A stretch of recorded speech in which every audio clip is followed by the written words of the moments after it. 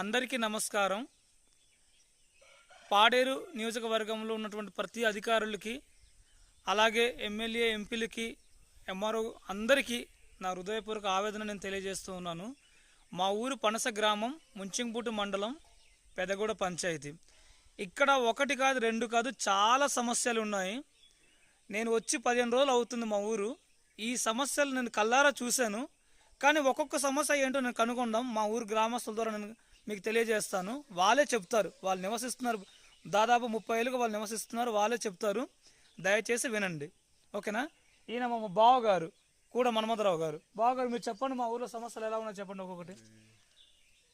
మాది ముంచింగ్పూట మండలము, పెదగూడ పంచాయతీ, పనస గ్రామం అండి. సుమారు 47 నుంచి 50 కుటుంబాలు ఇక్కడ నివసిస్తున్నాం. మరి స్వాతంత్రం వచ్చి 78 సంవత్సరాలు అవుతుంది. అయినప్పటి నుంచి ఇప్పుడు దాకా పనస గ్రామంలో సరి అయిన రోడ్డు మార్గం లేదు. ప్రతి 14 పెదగూడ పంచాయతీలో ఆనుకొని 14 గ్రామాలు ఉన్నాయి. ఆ గ్రామంలో ప్రతి ఊరికి సీసీ రోడ్ అయింది. పనస గ్రామానికి మాత్రము సీసీ రోడ్డు లేదు, మట్టి రోడే ఉంది. సీసీ రోడ్, మట్టి రోడ్ అంటే అది బీట్ రోడ్ వస్తుంది, ఇది మట్టి రోడ్ వస్తుంది. ఓకే. చాలాసార్లు ఎంపీటీసీ, సర్పంచ్, ఎంపీడీఓ కూడా తెలియజేశాము. మరి పనస గ్రామము ఈ గవర్నమెంట్కి కానీ అధికారులకి ఏం అన్యాయం చేసింది, ఎందుకు పట్టించుకోవట్లేదని ఈ పనస గ్రామస్తులు ఆవేదన. చాలాసార్లు సర్పంచ్, ఎంపీటీసీ కూడా తెలియజేశాము. అన్ని గ్రామాలకి సీసీ రింపులు అయింది, పనస గ్రామానికి ఏ లేదు. ఈ గ్రామస్తులు అందరూ చాలా బాధపడుతున్నారు. ఓకే, ఓకే బావగారు, థ్యాంక్ యూ. మీరు బావగారు ఒక మాట, మీ సమస్య చెప్పండి. ఈయన మా తిరుపతి బావగారు, పనస నివాసి. చెప్పండి బావగారు. సరే, అందరికీ నమస్కారము. నేను పనస గ్రామ నివాస్తుడు. నా పేరు పూజలు తిరుపతి బాబు.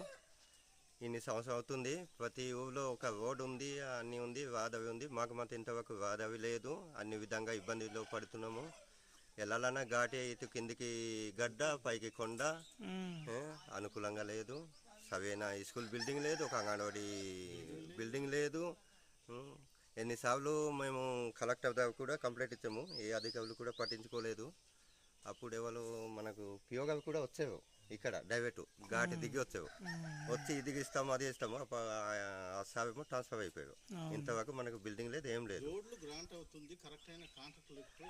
సరైన కాంట్రాక్ట్ లేదు. మాకు రోడ్లు గ్రాంట్ అవుతుంది, కాంట్రాక్ట్ లేదు. చాలా ఇబ్బందిగా ఉంది. మాది అవతల అంటే గొడ్డు వీధి, అందులో నీళ్ళు కూడా లేదు. అంటే కరెంట్ ఉన్నప్పుడు నీళ్ళు వస్తుంది, అంటే ఇది ఉంది. ఇంకొక కొలాయి ఉంది, అది మాత్రం ఆగిపోయింది, నెల అవుతుంది.